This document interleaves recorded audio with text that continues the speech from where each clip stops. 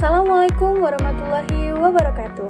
Perkenalkan, saya Ika Ratna Putri dari Program Studi Pendidikan Bahasa dan Sastra Indonesia Fakultas Keguruan dan Ilmu Pendidikan Universitas Sriwijaya. Kali ini saya berkesempatan untuk membacakan cerpen yang berjudul Anak Kebanggaan karya A.A. Nafit. Sekedar informasi bahwa cerpen ini diterbitkan pada tanggal 6 Januari 1956 di Bukit Tinggi. Di waktu mudanya, Ompi menjadi clerk di kantor residen. Maka, sempatlah ia mengumpulkan harta yang lumayan banyaknya. Semenjak istrinya meninggal 12 tahun berselang, perhatiannya tertumpah kepada anak tunggalnya, laki-laki. Mula-mula, si anak dinamainya Edward. Tetapi, karena Raja Inggris itu turun tahta karena perempuan, ditukarnya nama Edward menjadi Ismail, sesuai dengan nama kerajaan Mesir yang pertama. Ketika tersiar pula kabar bahwa ada seorang Ismail yang terhukum karena maling dan membunuh, Ompi naik pitam. Nama anaknya seolah ikut terjemar. Dan pada suatu hari yang terpilih menurut kepercayaan orang tua, yakni ketika bulan sedang mengambang naik, Ompi mengadakan kenduri. Maka jadilah Ismail menjadi Indra Budiman.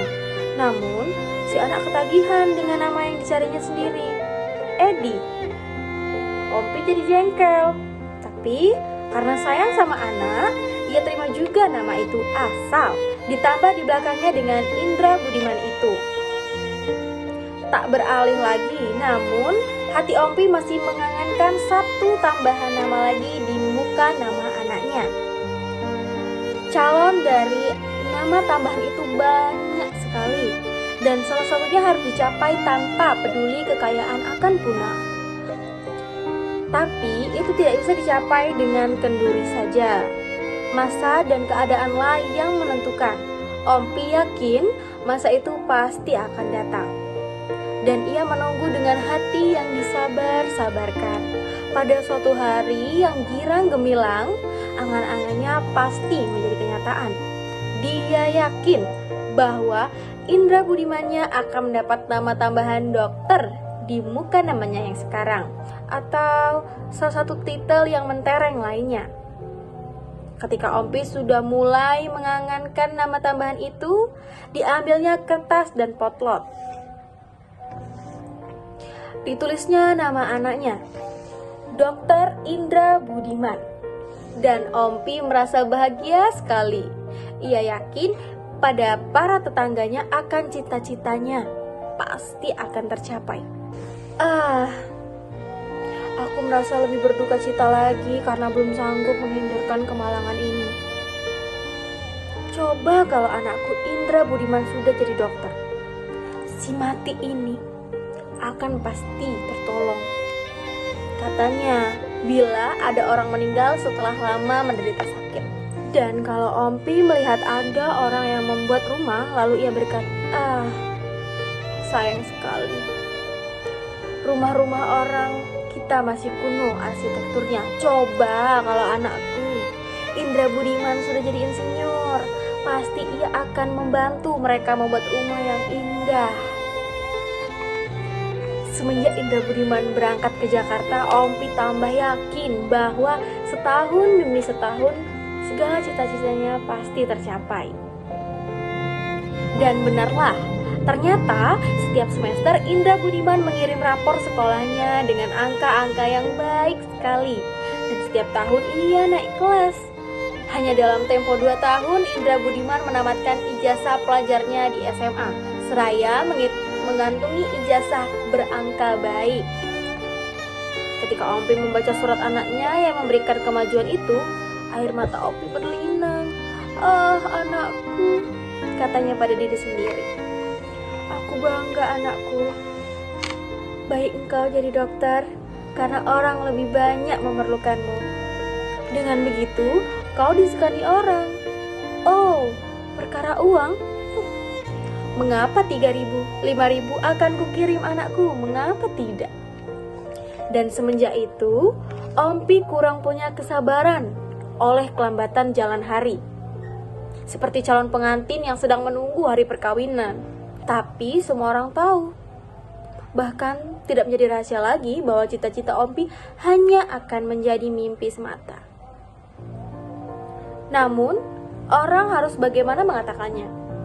Kalau orang tua itu tak hendak percaya, maka ia memaki dan menuduh semua orang merasa iri hati akan kemajuan yang dicapai anaknya.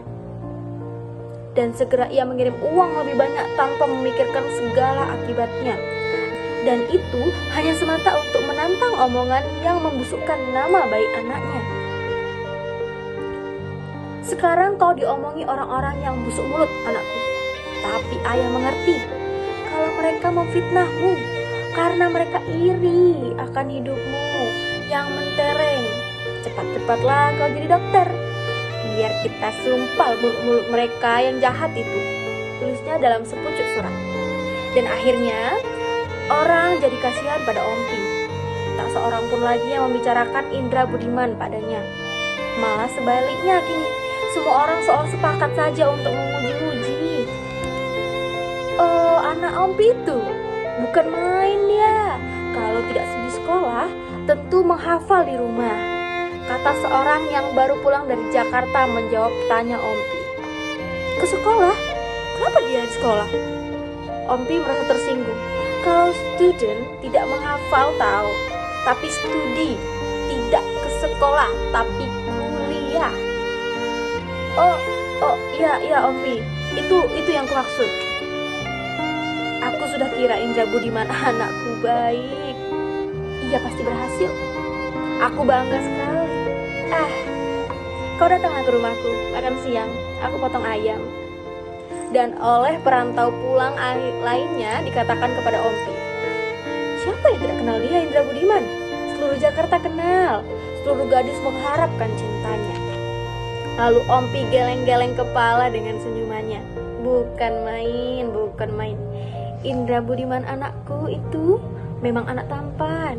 Perempuan mana yang tidak tergila-gila padanya? Datanglah kau ke rumahku nanti, ada oleh-oleh buatmu.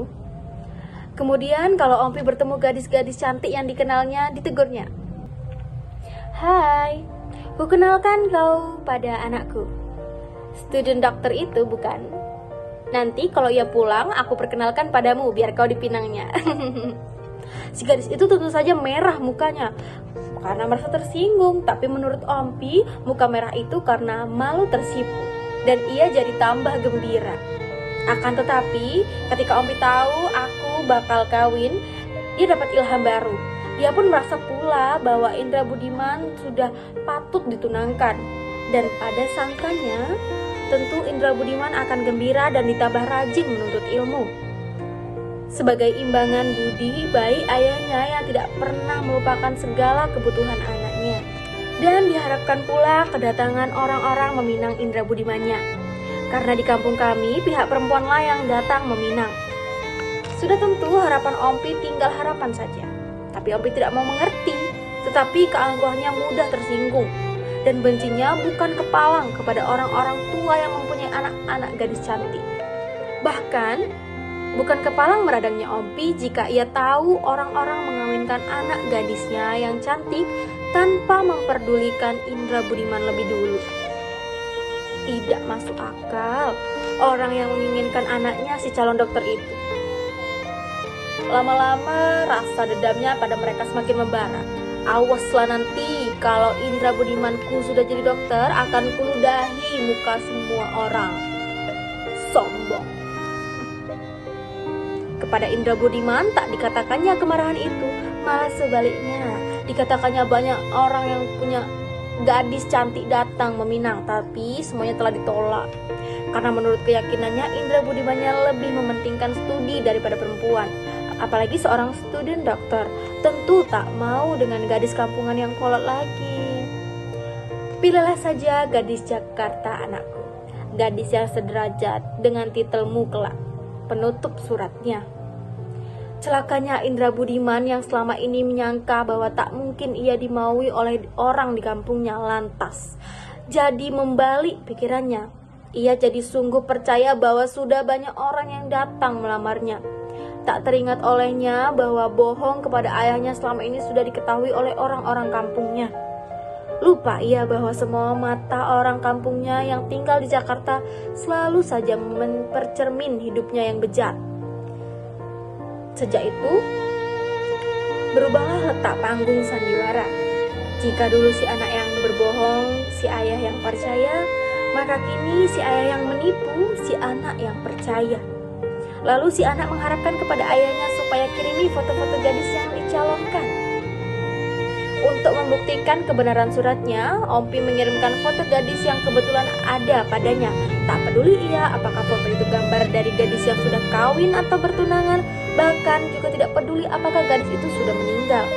Ia kirim terus dengan harapan semoga anaknya tidak berkenan. Dan alangkah gembiranya Ompi andai kata tidak ada sebuah pun dari foto-foto itu yang berkenan di hati anaknya. Di samping itu ia sadar juga bahwa kepalsuan sandiwaranya sudah tentu akan berakhir juga pada suatu masa. Anaknya pasti lama-lama tahu dengan begitu akan timbul kesulitan lain yang tak mudah diselesaikan. Tapi rupanya Tuhan mengasihani ayah yang sayang pada anaknya. Persis ketika Ompi menghabiskan foto para gadis itu, dengan tiba-tiba saja surat Indra Budiman tidak datang lagi. Antara rusuh dan lega, Ompi merasa gelisah juga menanti surat dari anaknya. Layaknya macan lapar yang terkurung menunggu orang memberikan daging. Pasai ia menunggu dikirimnya surat. Ditunggunya berapa hari tidak datang balasan. Dikirimnya lagi, ditunggunya juga tidak terbalas. Dikirim, ditunggu, selalu tidak terbalas. Bulan datang, bulan pergi, Ompi tinggal menunggu terus. Pada suatu hari yang tak baik, dikala Ompi sudah mulai putus asa, datanglah Pak Pos dengan tangannya segenggam surat. Maka darah Ompi kencang berdebar, gemetar karena ia bahagia. Tetapi alangkah remuknya hati orang tua itu ketika ternyata pengantar surat itu cuma mengantarkan semua surat-surat yang dikembalikan. Ia tidak percaya bahwa surat-suratnya itu kembali, seperti merasa bermimpi dan tubuhnya serasa seringan kapas yang melayang ditiup angin. Di baliknya surat itu berulang kali, lalu dibukanya, lalu dibacanya satu persatu, dan tahulah ia bahwa semuanya memang surat untuk anaknya yang ia kirimkan dulu. Malah ia coba meyakinkan dirinya sendiri bahwa ia sedang bermimpi, dan berdoalah ia kepada Tuhan agar apa yang terjadi seolah memang mimpi. Semenjak itu segalanya jadi tak baik. Ia jatuh sakit, bahkan sampai mengigau. Dan oleh seleranya yang patah, Ompi ditambah menderita juga, lahir dan batin. Kini dalam hidupnya hanya satu hal yang dinantinya, yaitu surat dari anaknya, Indra Budimannya. Seluruh hidupnya bagai jadi meredup seperti lampu kemersikan sumbu. Dan ia terlentang di ranjangnya, enggan bergerak. Tapi matanya selalu lebar terbuka memandang langit-langit melambu. Mata itu kian hari menjadi besar tampaknya oleh badannya yang kian mengurus. Tapi mata yang lebar itu tiada cemerlang, redup. Akan tetapi di setiap sore di antara jam 4 dan jam 5, Ompi kelihatan seperti orang yang sakit, yang bakal sembuh. Dan ia sanggup berdiri dan melangkah ke pintu depan. Dan cahaya matanya kembali bersinar-sinar, karena pada jam itu biasanya Pak Pos mengantarkan surat-surat ke alamatnya masing-masing. Tetapi saat seperti itu yang membiarkan masa bahagia dan harapan adalah juga masa yang menambah luka dalam hatinya, hingga lebih meroyak. Sebab selamanya Pak Pos itu tak mampir lagi membawakan surat dari Indra Budiman. Dan kalau Pak Pos itu telah lewat tanpa singgah, reduplah lagi mata Ompi. Namun kemalangan itu bertambah lagi, yaitu ketika Ompi jatuh terduduk. Lama orang baru tahu dan memapahnya keranjang di kamar. Ompi jadi lumpuh dan habislah sejarah Ompi menanti di ambang pintu setiap sore. Ia kini menanti dengan telentang di ranjangnya. Sebuah kaca disuruhnya supaya dipasang pada dinding yang dapat memberi pantulan ke ambang pintu depan, sehingga ia akan serta-merta melihat Pak Pos mengantarkan surat Indra Budiman. Dan semenjak itu, pada setiap jam 4 hingga jam 5 sore, matanya akan menatap kaca itu. Hanya di waktu itu saja. Sedangkan di waktu lain, Ompi seolah tidak peduli pada segalanya. Kami tidak pernah lagi memanggil dokter setelah 3 kali ia datang. Karena kedatangan dokter hanya akan memperdalam luka hatinya saja. Kehadiran dokter itu menimbulkan risau hatinya karena ingat pada Indra Budiman yang bakal jadi dokter, tapi tak pernah lagi mengirimnya surat. Kedatangan seorang dokter dipandangnya sebagai suatu sindiran bahwa anaknya masih juga belum berhasil menjadikannya cita-cita. Ketika terakhir aku menemui dokter yang sudah enggan datang, dokter hanya menggelengkan kepalanya saja. Aku tidak mampu mengobatinya lagi. Carilah dokter lain saja, atau bawa ia ke rumah sakit. Kalau semua tak mungkin, jangan tinggalkan ia sendirian. Bila perlu, meski dengan resiko besar, bangunkanlah kembali mahligai angan-angannya. Semenjak itu, berganti-ganti orang aku menyediakan diriku selalu di dekat Ompi. Aku sadar bahwa tiada harapan lagi dibuatnya hidup lebih lama. Itulah sebabnya tak kusampaikan kepadanya bahwa hari perkawinanku sudah berlangsung. Karena aku takut berita itu akan menambah dalam penderitaannya. Di samping itu, secara samar-samar aku elus harapannya yang indah bila Indra Budiman kembali. Kukarang cerita masa lalu dengan angan-angan masa depan yang menyenangkan. Kuceritakan dengan hati yang kecut. Aku pun tahu tidak ada gunanya semua. Hanya satu orang dikehendakinya. Surat dari Indra Budiman. Surat yang mengatakan bahwa ia sudah lulus dan telah mendapat titel dokternya. Kadang-kadang terniat olehku hendak menulis sendiri surat itu. Tapi aku selamanya bimbang, malahan takut. Kalau permainan itu akan berakibat yang lebih fatal, maka tidak pernah coba aku menulisnya. Pada suatu hari terjadilah apa yang kuduga bakal terjadi. Tak kuharapkan berlangsungnya. Kulihat Pak Pos memasuki halaman rumah Ompi. Hari waktu itu jam 11 siang. Aku tahu itu pastilah bukan surat yang dibawanya, melainkan sepucuk telegram. Dan pada telegram itu pastilah bertengger saat-saat kritis sekali. Tergesa-gesa aku menyongsong Pak Pos itu ke ambang pintu. Dan jika perlu, akan kuubah isinya agar terelakkan saat-saat yang menyeramkan. Akan tetapi, semua kejadian datang dengan tiba-tiba, hingga gagallah rencanaku. Tak sempat aku membuka surat itu karena di luar segala dugaanku, Ompi yang lumpuh selama ini telah berada saja di belakangku. Sesaat ketika aku menerima dan menandatangani resi telegram itu, gemetar kaki Ompi mendukung tubuhnya yang kisut. Tangannya berpegang pada sandaran kursi dan aku kehilangan kepercayaan pada pandangan mataku sendiri. Kekuatan apakah yang menyebabkan Ompi bisa berdiri dan bahkan berjalan itu? Aku tidak tahu.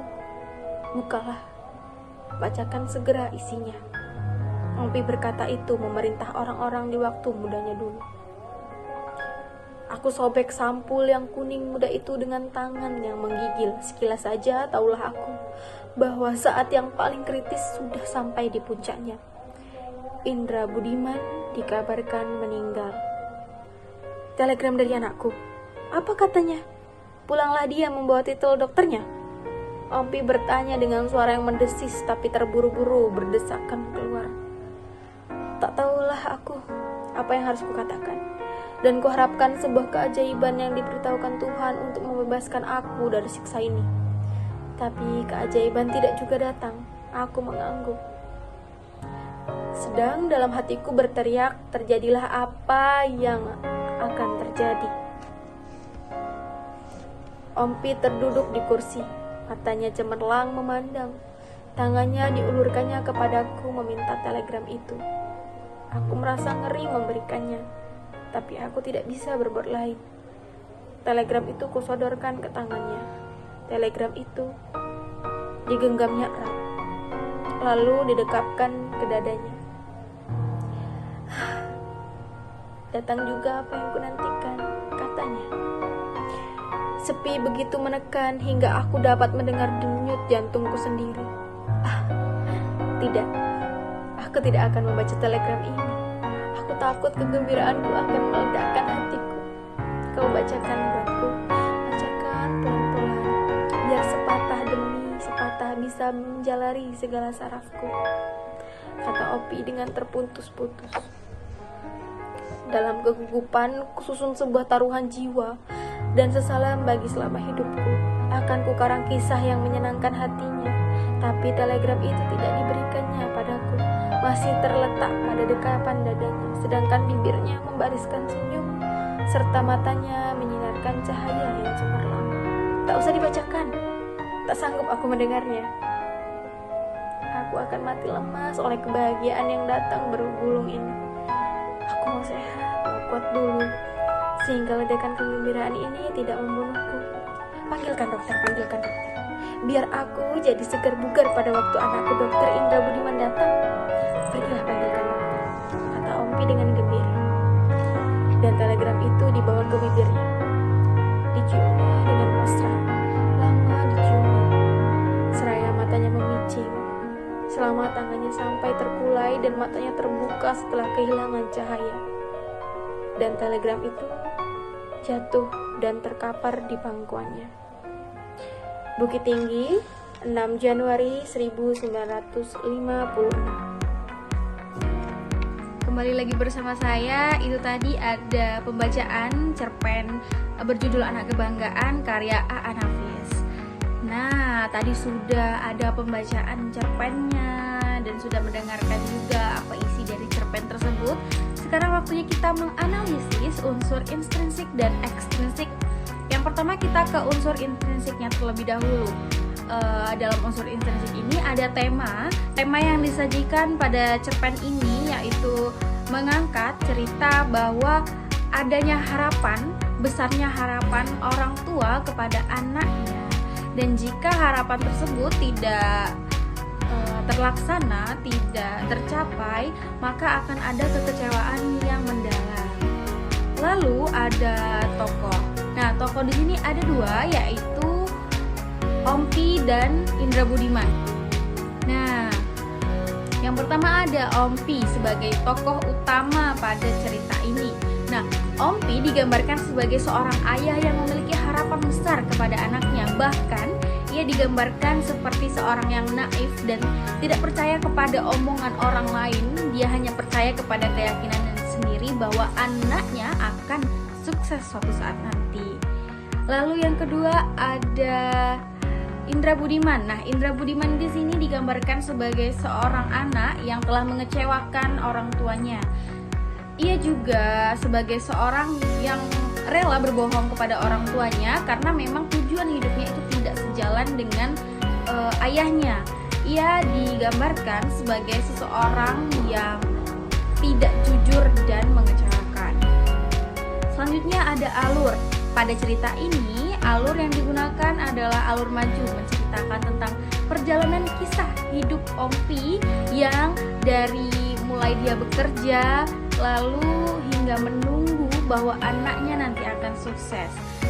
Nah, di akhir cerita juga diceritakan bahwa Ompi akhirnya berada di titik terakhir penantiannya. Selanjutnya ada latar. Ada 3 latar, yaitu latar tempat, waktu, dan suasana. Yang pertama ada latar tempat. Latar dari cerita ini adalah pedesaan dan kota Jakarta. Nah, untuk latar waktunya di sini cerita ini menyesuaikan dengan perkembangan pendidikan Indra Budiman dalam waktu beberapa tahun seperti itu, karena memang alurnya tadi alur maju. Lalu untuk latar suasana ini pada awal cerita itu digambarkan suasananya tuh penuh harapan, ceria dan menggembirakan. Selanjutnya pada bagian akhir itu menggambarkan kekecewaan dan rasa kesedihan yang mendalam. Yang kelima ada sudut pandang. Nah, pada sudut pandang cerita ini yaitu menggunakan sudut pandang orang ketiga. Di sini narator memberikan sudut pandangnya untuk mengkisahkan cerita ini. Yang terakhir dari unsur intrinsik ini adalah amanat. Nah, amanat pada cerita ini yang bisa kita ambil adalah yang pertama, harapan yang besar tentu bisa menghancurkan ekspektasi. Pembaca diajarkan jika memiliki harapan terlalu tinggi, maka akan menimbulkan rasa kekecewaan yang mendalam. Yang kedua yaitu perlunya kejujuran antara orang tua dan anak. Maka dari itu disinilah keterbukaan antara orang tua dan anak itu sangat diperlukan. Lalu kita ke unsur ekstrinsik. Nah, di sini pengarangnya yaitu A.A. Nafis merupakan penulis yang seringkali mengangkat tema mengenai tema-tema sosial dan kebudayaan. Nah, beliau berasal dari Minangkabau yang mempengaruhi gaya penulisannya juga, yaitu satir dan kritis. Selanjutnya ada nilai-nilai. Nah, di sini cerpen ini memberikan nilai-nilai sosial dan budaya. Cerpen ini mencerminkan nilai-nilai budaya dan sosial di Indonesia, yaitu tentang adanya harapan-harapan orang tua kepada anaknya. Lalu cerpen ini juga memberikan realitas sosial, yaitu tentang adanya anak-anak yang berbohong kepada orang tuanya demi memenuhi harapan mereka. Nah, yang terakhir ada kondisi sosial. Nah, kondisi sosial di sini saya ambil karena saya melihat adanya pentingnya pendidikan yang perlu diperhatikan pada saat itu. Jadi memang pada saat itu cerpen ini ditulis karena pendidikan mulai dianggap penting dan tentu orang tua sudah mulai berharap bahwa anaknya akan berhasil. Selanjutnya ada komentar dari saya tentang cerpen tersebut. Menurut saya ada beberapa ejaan atau kata-kata yang penulisannya itu kurang tepat. Jadi saat saya mencari tahu mengenai cerpen ini, ternyata banyak sekali cerpen yang sama tetapi beberapa kata yang di dalamnya itu berbeda seperti itu. Lalu penggunaan ejaan tadi juga sempat membingungkan saya dalam membaca karena tentu ejaan tersebut sudah tidak familiar lagi di masa sekarang. Jadi sebagai pembaca yang baik, kita tentunya harus bisa menempatkan posisi di mana ejaan yang sudah ada pada zaman dahulu itu harus kita sesuaikan dengan ejaan pada masa sekarang, sehingga makna dan amanat yang akan disampaikan penulis kepada para pembaca itu tersampaikan dengan baik. Nah, itu tadi sudah ada banyak rangkaian, ada proses membaca, ada penyampaian unsur-unsurnya, juga ada komentar. Tibalah kita di akhir video. Saya ucapkan terima kasih kepada yang sudah menonton. Saya Ika Retna Putri, sampai jumpa.